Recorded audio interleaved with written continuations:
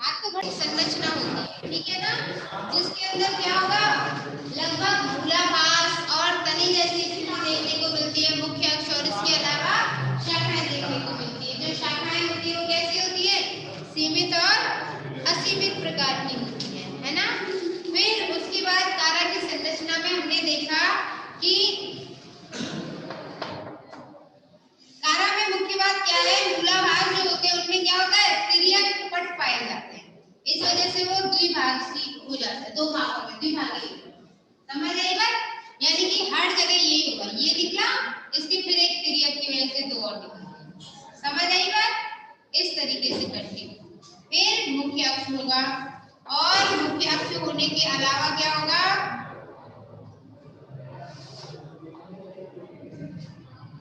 मुख्य अक्ष पर पर्व संधि जैसी स्थिति होगी।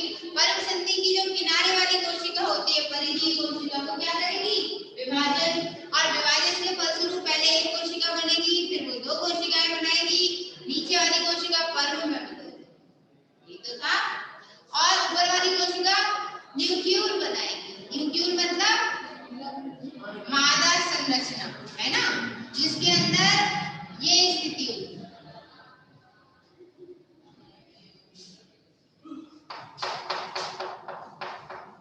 ठीक है, यहाँ पे लगभग 5 कोशिकाएं होती है ऊपर, ठीक है, और 5 कोशिकाओं की जो शीर्ष स्थिति है उसको क्या कहते हैं, कोरोना।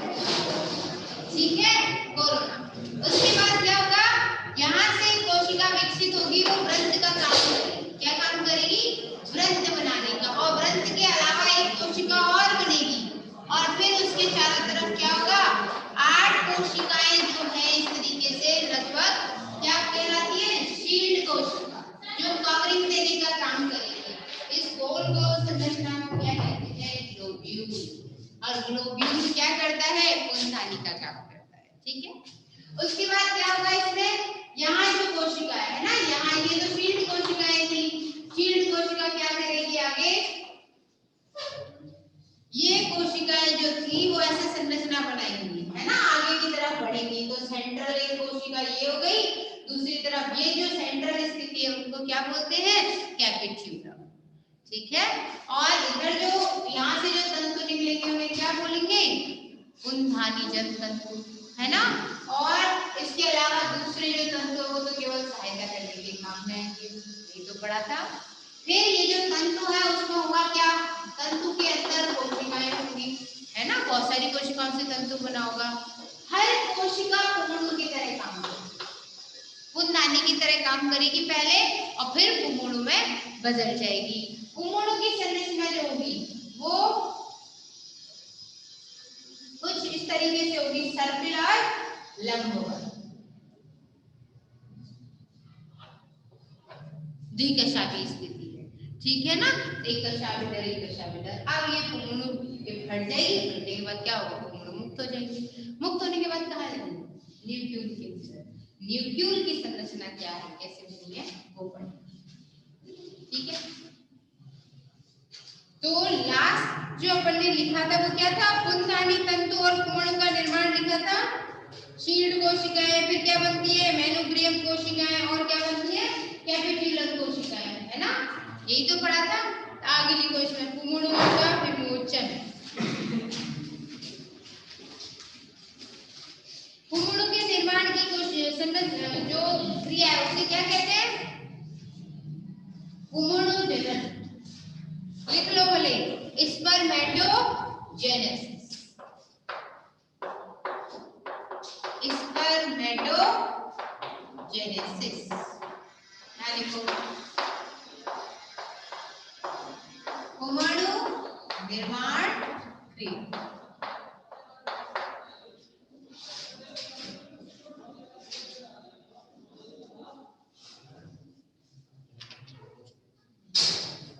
ठीक है, ये हमने पढ़ लिया था। आगे इसमें एक बार पहले निषेचन से पहले ही आप पुंगणुओं का स्फुटन लिखते हैं ना, फिर निषेचन।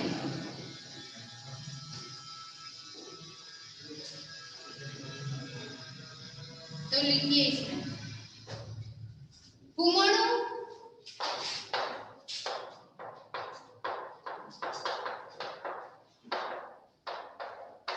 जब परिपक्व हो जाते हैं ना, कुमणुओं के परिपक्वन पर पुंधानी की शील्ड कोशिकाओं,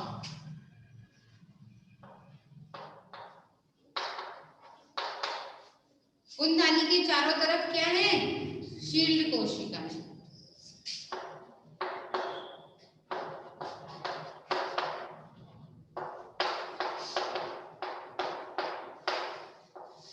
आंतरिक दबाव पड़ता है,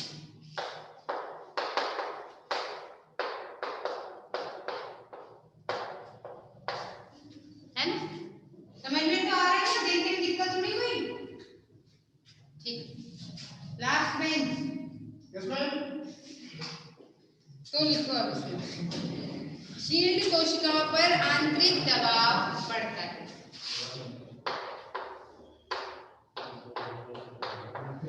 जिससे वे अलग हो जाते हैं।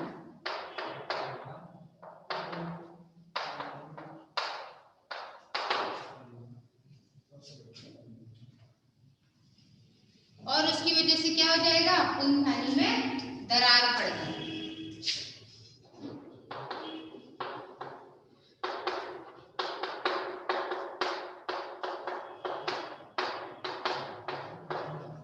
और जब पुंधानी में दरार पड़ेगी तो वो फट जाएगी, है ना? और दरारों से क्या होता है?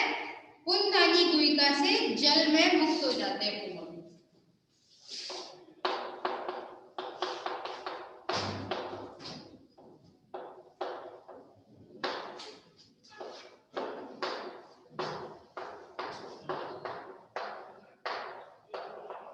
अच्छा, जल में मुक्त क्यों हुए? हवा में क्यों नहीं हुए?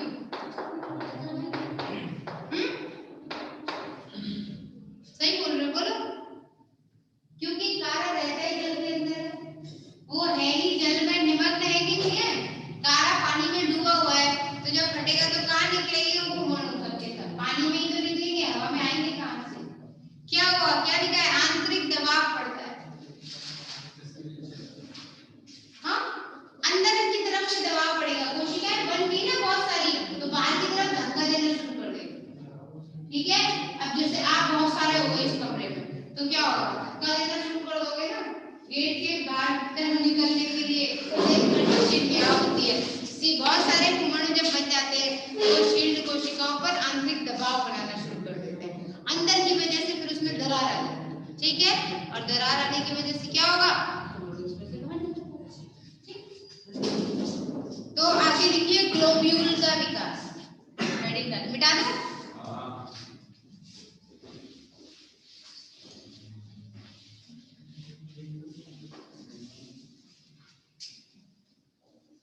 तो लिखो भाई, ग्लोब्यूल का विकास।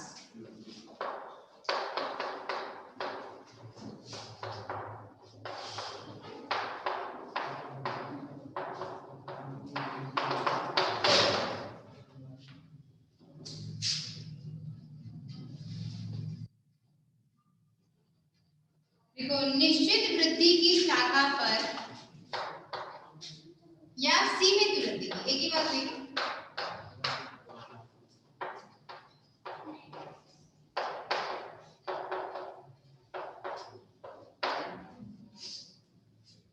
सीमित वृद्धि की शाखा पर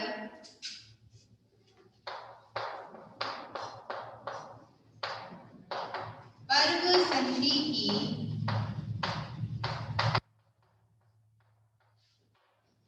अव्यक्ष सतह की कोशिकाएं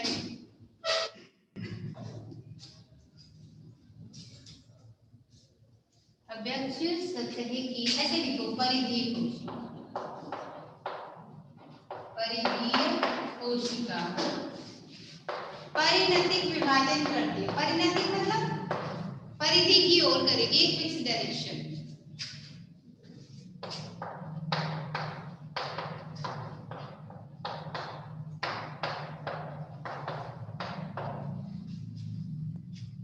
परिणतिक विभाजन करती है।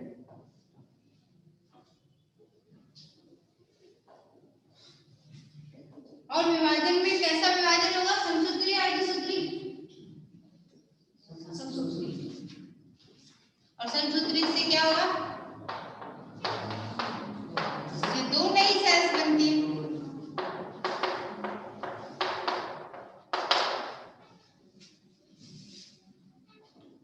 और जब दो नई कोशिकाएं बनेंगी उनमें क्या होगा, एक तो क्या क्या रहेगी,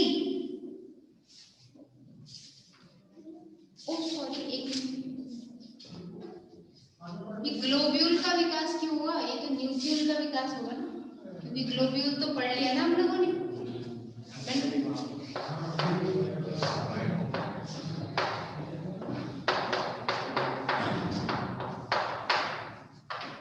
यही को स्त्री धानी का विकास,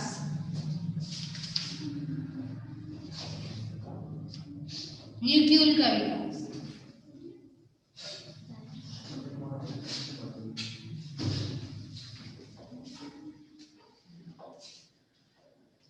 अब क्या होगा, ग्रंथ से जुड़ी होती है, ठीक है ना। प्रारंभिक विकास इसी तरीके से होता है ना।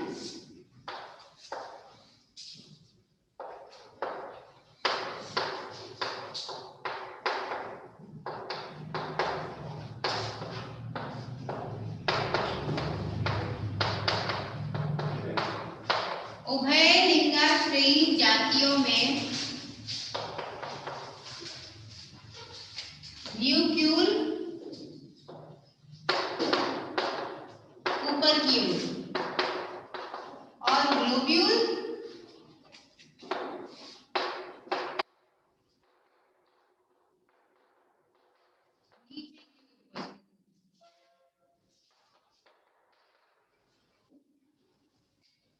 न्यूक्लियल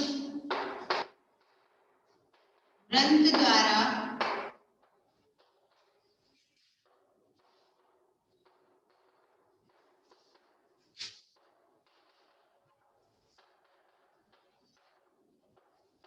मुख्य अक्ष पर जुड़ी होती है।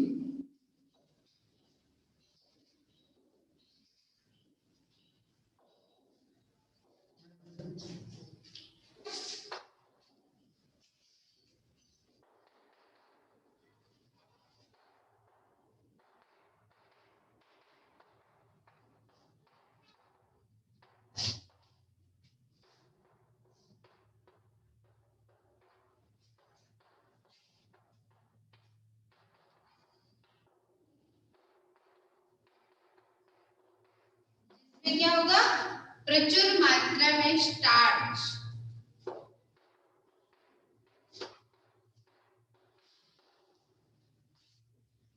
पाया जाएगा।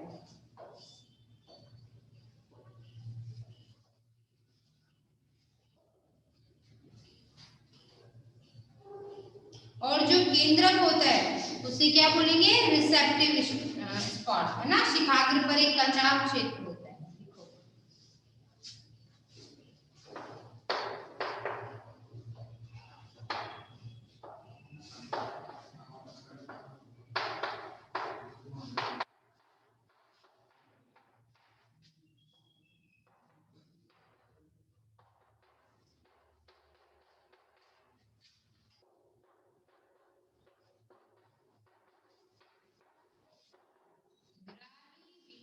कहलाता है।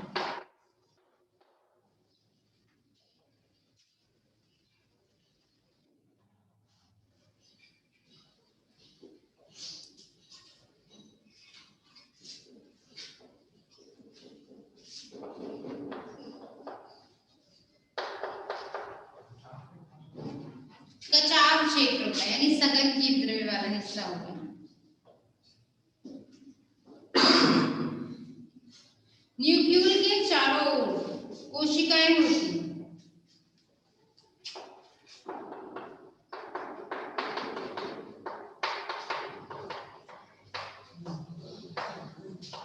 सर्पिल थोड़ा सा बड़ी हो जाती है, वो दीर्घ हो जाती है।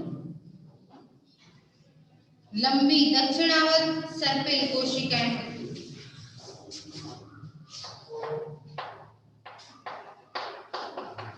दक्षिणावर्त का मतलब जो राइट हैंड साइड घूमी हुई हो उन्हें दक्षिणावर्त कहते हैं, और जो वामावर्त होती है वो चारों ओर सर्पिल दक्षिणावर्त कोशिकाएं,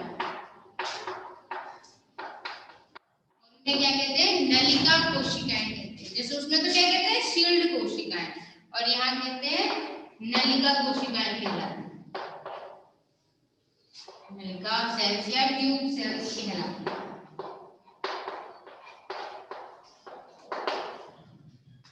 और अंडधानी का केंद्रक जो होता है ना, वो बड़ा साइज का हो जाता है, और अंडधानी में एक बड़ा सा अंड पाया जाता है। न्यूक्लियस में बड़ा अंड उपस्थित होता है।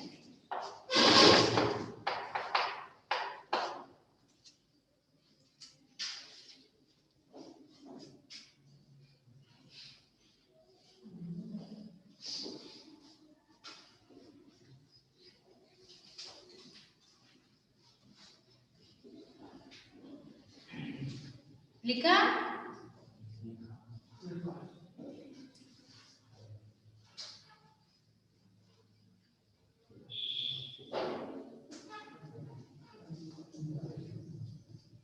मिटा दूंगा? या देखो एक चीज और, आपने यहाँ लिखा सीमित वृद्धि की शाखा पर पर्वसंधि की अपेक्ष सतह की परिधीय कोशिकाएं परिणतिक विभाजन करती है, जिससे दो नई कोशिका बनाती है। दो के बाद फिर वो और विभाजन करती है, ठीक है ना? दो नई कोशिकाएं बनती हैं। आगे अब इसके बाद देखो, इसके बाद और भी विभाजन होता है। फिर एक वृत्त बनेगा, और क्या बनेगा? एक अंडदानी मात्र कोशिका की तरह काम करेगी, और एक कोशिका जो है वो पर्व की तरह काम करेगी, नीचे वाली जो होगी। तो इसमें लिखिए, प्रत्येक कोशिका के शीर्ष पर एक छोटी कोशिका होगी, और उस अंडदानी के शीर्ष पर 5 छोटी कोशिकाओं का ताज निर्मित हो जाता है।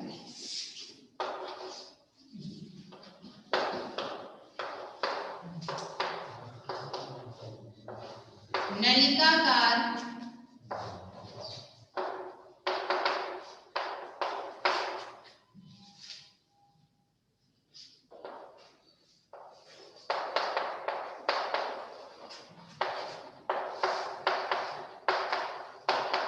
ताज होता है, और उसे क्या कहते हैं?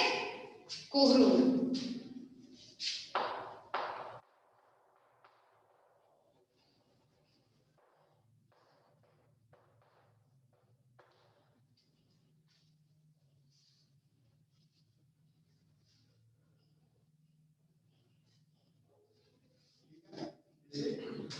कोरोना कहते हैं,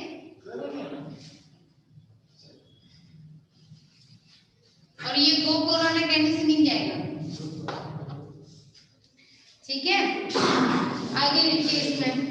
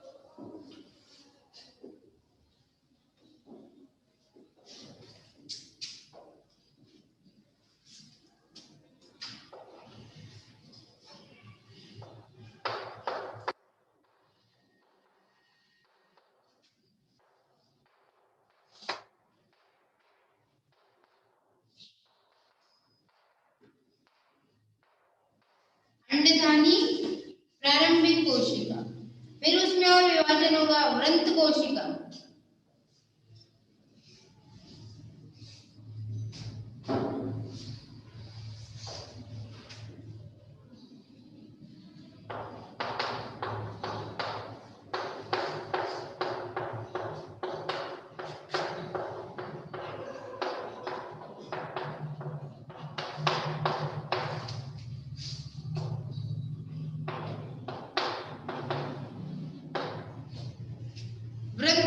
कोशिका बनती है।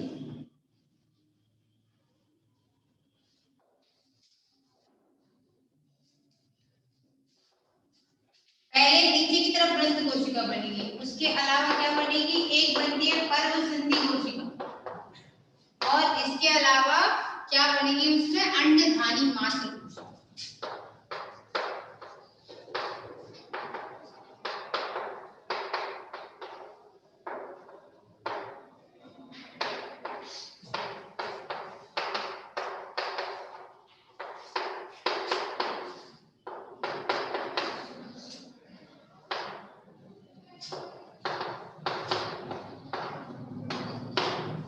जो क्या करेगी, अंडधानी मात्र कोशिका न्यूक्लियल बनाती है।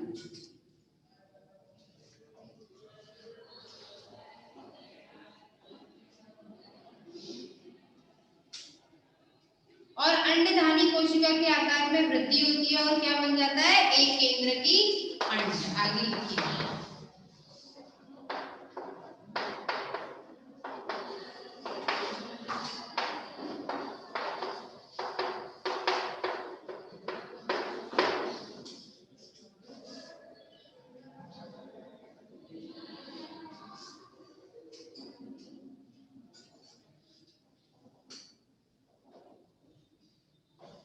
हर सेल में क्या होगा, 5 सेल बनने लग जाती है। 5 सेल का क्या बनता है, एक जैकेट जैसी बनती है, ऊपर जाके जो कोरोना में बदल जाती है।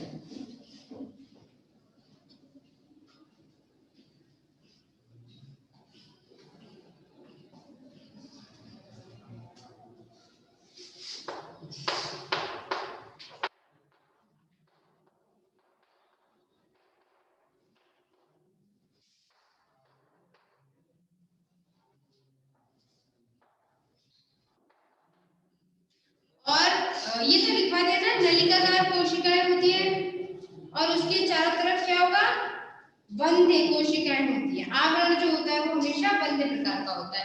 तो ठीक है, इसको बार-बार लिखने पे मतलब नहीं होता। आगे नीचे ये समझ में आया या नहीं आया, थोड़ा थोड़ा आया है ना। ऐसा करते हैं, पूरा पूरा सीखते हैं, ठीक है। इसकी पूरी संरचना बना लेते हो डायग्राम से, फिर समझ आ जाएगा।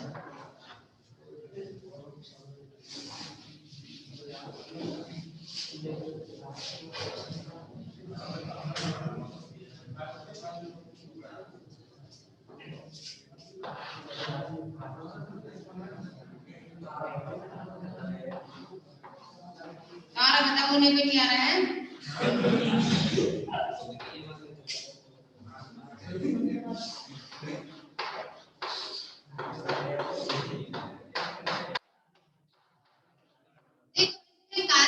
थोड़ा बड़ा पड़ता है क्योंकि उसकी स्ट्रक्चर थोड़ा जटिल है इसलिए। बाकी फिर इसके बाद इलेक्ट्रोनियम वगैरह है, ये थोड़ी बहुत, फिर उसके बाद ब्रैकेट है तीन और। तो आगे इसमें होगा क्या, यहाँ पे जो शाखा है ना पर्व संधि की, तो पर्व संधि में क्या होगा, ये ऐसी शाखाएं, ठीक है। तो ये पर्व संधि हो गई, इसकी परिधीय कोशिका, ये सेंट्रल सेल हो गई। तो ये जो एक परिधीय कोशिका है, ये आकार में ऐसे बड़ी हुई। इसने क्या किया, आगे विभाजन कर दिया। विभाजन के फलस्वरूप इसमें से 3 कोशिकाएं, ठीक है। 3 कोशिकाएं विभाजन करने के बाद फिर आगे इस तरीके से विभाजन करेंगी कि सेंट्रल सेल जो है वो लंबवत विभाजन करेगी और ये नीचे वाली सेल जो है वो यही होगी।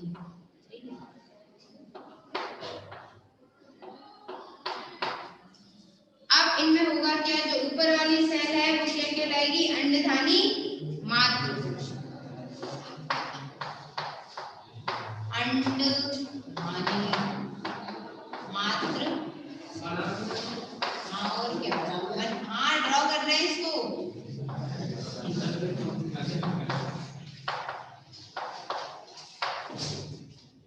इट्स डायग्राम इन फ्रंट बनाना, और ठीक है। उसके बाद हो गया हेलिकल सेल, यानी ये हो गई वृंत।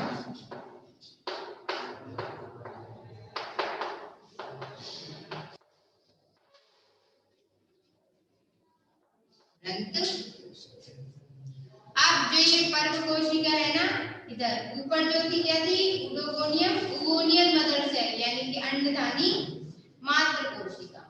चारों तरफ क्या हो जाती है, शीट सेल, एक होती है सेंट्रल सेल। तो ये हो गई आच्छादन कवर सेल, हो गई केंद्रीय कोशिका, और ये तो वही अंडधानी मात्र,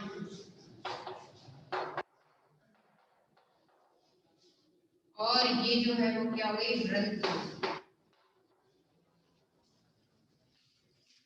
ये आगे और विभाजन करेंगी, ठीक है, फिर उसके बाद संरचना कुछ इस तरीके से बन जाएगी।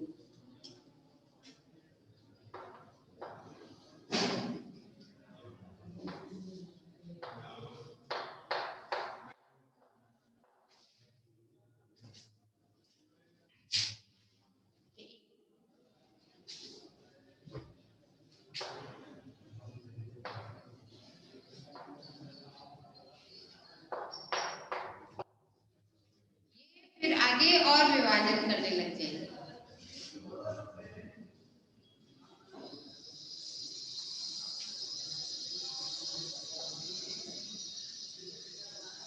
ये बड़ी भूमिका हो गई कि ये इसका केंद्रक, इसका केंद्रक, एक कोशिका।